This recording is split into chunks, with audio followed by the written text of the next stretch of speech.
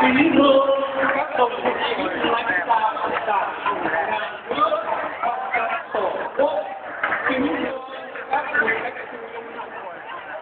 lễ hội văn hóa nghệ thuật kỷ niệm 1055 Hà Nội, thành phố Rồng Bay đã thành công tốt đẹp.